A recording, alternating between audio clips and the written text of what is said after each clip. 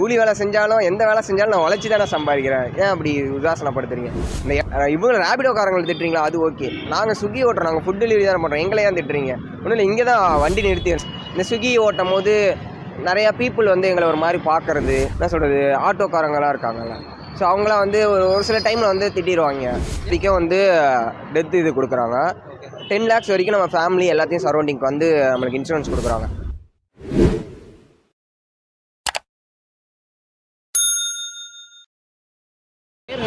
என் பேர் கிஷோர். எவ்வளோ நாள் இந்த வேலை இருக்கீங்க? நான் இப்போ ஜொமேட்டோ ஓட்டிகிட்டு இருந்தேன் ஒரு 1.5 வருஷமாக. இப்போ வந்து இதில் வந்து ஒரு 20 days ஆகுது ஸ்விக்கி ஓட்ட ஆரம்பிச்சு. ஒரு நாள் நீங்கள் எத்தனை ஆர்டர் எடுப்பீங்க? ஒரு நாளைக்கு எனக்கு இப்போ கரெக்டாக சொல்ல தெரில, ஏன்னா போன வாரம் எனக்கு ஆர்டராக கொடுத்தான். இன்றைக்கி பார்த்தீங்கன்னா ஸ்விக்கி மாமா எனக்கு வந்து ஆர்டர் தர மாட்டேங்கிறாரு. எப்பயுமே எங்கள் கேங்கில் வந்து ஸ்விக்கியை வந்து என் மாமான்னு தான் கூப்பிடுவோம், ஏன்னா மாமா மச்சம் மாதிரி தான் நாங்களும் ஸ்விக்கியும் பழகிட்டு இருக்கோம். ஸ்விக்கி மாமா போன வாரம் வச்சு செஞ்சார், நிறைய ஆர்டர் கொடுத்தாரு.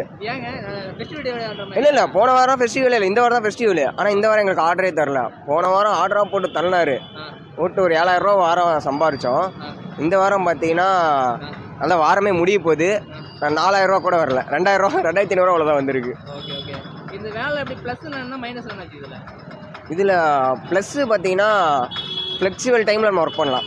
நம்ம தான் வேலை, நம்ம தான். இப்போ ஸ்விக்கி வந்து இதே ஒரு இடத்துல நீங்கள் ஒர்க்கு பண்ணிங்கன்னா அங்கே வந்து உங்களை ஒர்க்கராக ட்ரீட் பண்ணுவான். ஆனால் ஸ்விக்கியில் பொறுத்த வரைக்கும் உங்களை ஒரு பார்ட்னராக அவன் சேர்த்துப்பான். எப்பயுமே ஸ்விக்கி பார்ட்னர் தான் நம்மளுக்கு மெசேஜ் அனுப்புவான், எல்லாமே ஸ்விக்கி பார்ட்னர் கிஷோர் அப்படி தான் எங்களுக்கு அனுப்புவான். ஏன்னா அப்போலேருந்தே அவனை மாமாவாக்கிட்டோம். அதனால் வந்து அது வந்து ஒரு அட்வான்டேஜ். நம்ம ஃப்ளெக்சிபிள் டைமில் வந்து நம்ம பார்ட்னர் மாதிரி இதில் எப்போ வேணால் நம்ம ஒர்க் பண்ணிக்கலாம். நான் வந்து 11 மணிக்கு ஸ்டார்ட் பண்ணுவேன், காலையில் 3 மணி வரைக்கும் ஓட்டுவேன். இல்லை ஈவினிங் 3 மணி வரைக்கும். அப்புறம் 3 to 6 வந்து ரெஸ்ட்டு. திருப்பி 6 மணிக்கு ஆன் பண்ணனா அந்த டார்கெட் கொடுப்பாங்க. அந்த டார்கெட் முடிக்கிறதுக்கு எனக்கு விடியாவில் 3 மணி வரைக்கும் ஆகும், 3 மணி ஆகும், 4 மணி ஆகும். அதெல்லாம் 8 hours. நான் வேலை பார்க்குறது ஒரு 13லேருந்து 14 மணி நேரம் ஒரு நாளைக்கு வேலை பார்ப்பேன். தூங்கும், அப்புறம் கொஞ்சம் நேரம் தூங்குறது தான். எவ்வளோ வரும் ஒரு நாளைக்கு உங்கள் சாப்பாடு பெட்ரோல்லாம் போக எல்லாம்? எப்படின்னு பார்த்தீங்கன்னா ஒரு நாளைக்கு வந்து நான் வச்சுருக்கிறது ஆப்பிரிலாவில் பார்த்தீங்கன்னா எனக்கு 30-35 தான் மைலேஜ் வரும். ஆக்சுவலாக நான் இது பார்ட் டைம் தான் பார்க்குறேன். பார்ட் டைம்னா ஒர்க்கு தேடிட்டுருக்கேன் சென்னையில். நான் இதை ஓட்டிகிட்டு இருக்கனால எனக்கு வந்து பார்த்தீங்கன்னா வரதில் வந்து காவாசி காசு அதிலே போயிடும். நான் 1000 ரூபா சம்பாதிக்கிறேன்னா அதில் வந்து நான் 250 ரூபா பெட்ரோல் அடிச்சிருக்கணும். எனக்கு 750 ரூபா எனக்கு நிற்கும். ஆமாம். மந்த்லி ஒரு 15 நான் ஓட்டுற டைமிங்க்கு 15 எடுக்கலாம். ஆர்டர் நிறைய கரெக்டாக போட்டாங்கன்னா இது முன்ன பின்ன இருக்கும். இந்த வேலை நீங்கள் ஸ்ட்ரைட்டாக சொன்னால் ப்ளஸ்னா என்ன மைனஸ் என்ன ஷார்ட்டாக கஸ்டமர்கிட்ட உங்களுக்கு கொஞ்சம் பிரச்சனைலாம் இதெல்லாம் வரும் எதிர்கொள்ளும் அப்படின்னா நீங்கள் என்ன சொல்லுவீங்க? கஸ்டமர்கிட்டருந்து மோஸ்ட்லி எல்லா கஸ்டமரும் நம்மளை நல்லா தான் ட்ரீட் பண்ணுவாங்க. இதோ ஒரு சில கஸ்டமர் மட்டும் நம்மள்ட்ட வந்து கொஞ்சம் ஹார்ஷாக பண்ணுவாங்க. ஹார்ஷாக மீன்ஸ் லேட்டாக நம்ம மேலே தப்பு இருக்காது. ரெஸ்டாரண்ட்டில் லேட் பண்ணியிருப்பாங்க, அது வந்து ஹார்ஷாக பண்ணுவாங்க. அது மாதிரி மற்றபடிலாம் ஒன்றும் இல்லை, நம்மளுக்கு இதெல்லாம் ஸ்மூத்தாக தான் போகுது. எனக்கு மைனஸ் இதுதான் மைனஸ். ப்ளஸ்னா வந்து நம்ம ஃப்ளெக்சிபிள் டைமில் ஒர்க் பண்ணலாம், அதுதான் எனக்கு ப்ளஸ்ஸாக தோணுது. ப்ரெஷர் இருக்காது. யாரும் நீ வேலை செய்றியா, உனக்கு நான் காசு தரேன் அப்படின்ற மாதிரி தான் ஸ்விக்கி மாமா வந்து எங்களை இன்னும் பார்த்துக்கிட்டு இருக்காரு. இல்லை இப்போ உங்களுக்கு ஏதோ ப்ராப்ளம், உங்களுக்கு கம்ப்ளைண்ட், உங்களுக்கு இன்சூரன்ஸ் இந்த மாதிரிலாம் ஹெல்ப் பண்ணுறாங்களா? எல்லாமே அதில் வந்து ஒரு 2 lakhs வரைக்கும் வந்து டெத் இது கொடுக்குறாங்க. 10 lakhs வரைக்கும் நம்ம ஃபேமிலி எல்லாத்தையும் சரௌண்டிங்க்கு வந்து நம்மளுக்கு இன்சூரன்ஸ் கொடுக்குறாங்க. அது ஸ்டார்ட் அப் யாராக இருந்தாலும் சரி, அதில் வந்து நம்மளுக்கு லெவல் இருக்குது, சில்வரு, கோல்டு, அந்த மாதிரி லெவல் இருக்குது, பிரான்ஸ்ன்ட்டு. நம்ம எந்த லெவலில் இருந்தாலும் அந்த இன்சூரன்ஸ் வந்து எதுலையுமே பாகுபாடு இல்லை, எல்லாத்துக்குமே இன்சூரன்ஸ் கரெக்டாக கொடுக்குறாங்க. உங்களுக்கு கஸ்டமர் போடுவாங்க, ஸ்டார் ரேட்டிங் போடுவாங்க இல்லையா? ஆமாம் ஆமாம். அப்படி போகும்போது ஸ்டாரை பார்த்து தான் உங்களுக்கு வேலை அதிகமாக வருமா, இல்லை காமனாகவே வேலை வந்துருமா? இல்லை அப்படி எனக்கு ஜொமேட்டோவில் வந்து அப்படி, ஸ்விக்கியில் பொறுத்த வரைக்கும் எனக்கு அப்படி தெரில. ஸ்விக்கியில் வந்து இப்போ எப்படி போடுறாங்கன்னே தெரிய மாட்டேங்குது. இப்போ இந்த ஃபெஸ்டிவல் சீசனில் எல்லாத்தையும் நிறைய பேர்த்த நியூவாக ஜாயின் பண்ண வச்சாங்க, ஆஃபர்லாம் கொடுத்து. அவங்க எல்லாமே ஃப்ரீயாக ஜாயின் பண்ணிட்டாங்க. நல்லா காசு கொடுத்து ஜாயின் பண்ணேன், அவங்கள ஃப்ரீயாக ஜாயின் பண்ணாங்க. இப்போ ஜாயின் பண்ணவங்களை இருக்க வைக்கணுன்றதாக போன வாரம் ஃபுல்லாக அவங்களுக்கு ஆர்டர் போட்டாங்க போல். எங்களுக்கு ஆர்டரே வரல, நாங்கள் சும்மா தான் உட்காந்துருந்தோம். அன்னைக்கு மட்டும் ஃபெஸ்டிவல் டே வந்து அன்னைக்கு மட்டும் நார்மல் நாளில் இப்போ பார்த்தா 25 ஆர்டர் போல் ஓட்டுறாங்கிறீங்க. ஃபெஸ்டிவல் டே இப்போ சாட்டர்டே சண்டேலாம் லீவ். 13 ஆர்டர் எடுக்கிறதுக்கு எனக்கு வந்து முடியல.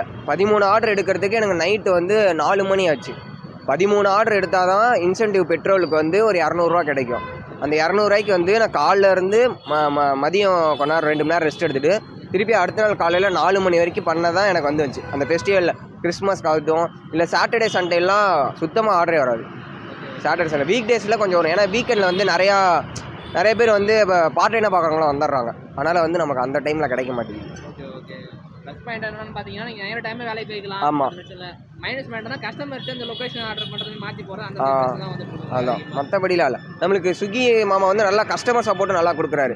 ஏதோ ஒரு பிரச்சனைனா மாமா இந்த மாதிரி பிரச்சனை மாமானா ஓகே நான் பார்த்து தந்துடுறேன் அப்படின்றது கொஞ்சம் நல்லாவே சப்போர்ட் பண்ணுறாங்க. இந்த காசு பிடிச்சிக்கிறது விடுறது அது பிடிக்கிறாங்க. இப்போலாம் இந்த வாரம் எனக்கு போன வாரத்தில் நான் தான் சொன்னேன் 7000 ரூபா சம்பாரிச்சுன்னு 770 ரூபா அவங்களே பிடிச்சிட்டாங்க. கமிஷன் போகாது, அது ஏதோ ஆன்போர்டிங் ஃபீன்னு சொல்லிட்டு எனக்கு பிடிச்சிட்டாங்க. ஆன்போர்டிங் ஃபீனா நம்ம ஜாயின் பண்ணும் போதே அதெல்லாம் இன்ஃபார்ம் பண்ணணும்ல. ஆனால் ஜாயின் பண்ணும்போது இன்ஃபார்ம் பண்ணுறதில்ல. அதுதான் வந்து ஸ்விக்கியோட இது. எல்லாருமே வந்து வாங்க வாங்க வாங்கன்னு சேர்த்துக்கிறாங்க. ஆனால் எவ்வளோ இதுன்னு சொல்கிறதில்ல. ஆனால் வாரம் நம்மள்ட்ட ஒரு அமௌண்ட் எடுத்துடுறாங்க. அது ஏன்னு கேட்டால் நம்ம ஆன்போர்டிங் ஃபீ இப்போ ஒவ்வொரு ஒர்க்லேயும் நீங்கள் ஜாயின் பண்ணும்போது ஒரு ஜாயினிங் ஃபீன்னு தருவீங்க. அந்த ஃபீஸை தான் நாங்கள் எடுக்கிறோம். சரி அது எவ்வளோ எடுப்பீங்க இதுனா நாங்கள் அது உங்களுக்கு அப்டேட் பண்ணுறோம் இப்படி தான் சொல்கிறாங்களோ ஒழிஞ்சு அது எவ்வளோ எடுக்கிறாங்கன்னு தெரில.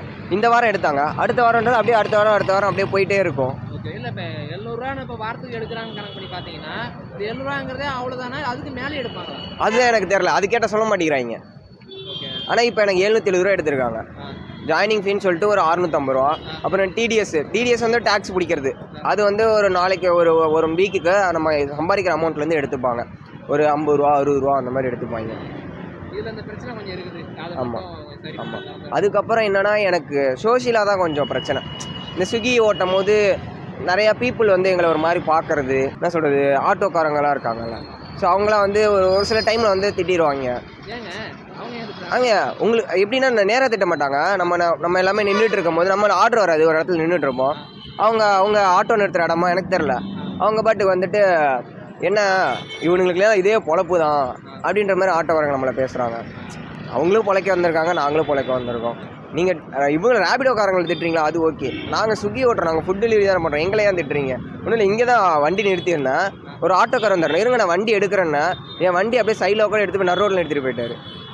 எனக்கு அதுதான், மற்றபடி வேறாவது இல்லை. ஆமாம். ஸ்விக்கி நாங்களும் ஒரு ஒர்க்கு தான் செய்கிறோம்.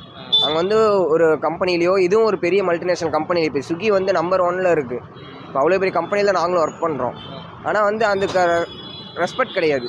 அதுதான், அதெல்லாம் சகிச்சுட்டு நம்ம பண்ணால் தான் நம்ம இதில் வர முடியும். ரீதியாகவும் இந்த வேலை ரீதியாகவும் உங்களுக்கு கரெக்டாக இருக்குது, அதெல்லாம் பிரச்சனை இல்லை. அதெல்லாம் பிரச்சனை. கண்ணோட்ட பார்க்கும்போது ஆமாம் நம்ம உழைச்சி தான் சம்பாதிக்கிறோம். ஆமாம், உழைச்சி தானே சம்பாதிக்கிறோம். ஏன் நீங்கள் அப்படி பார்க்குறீங்க?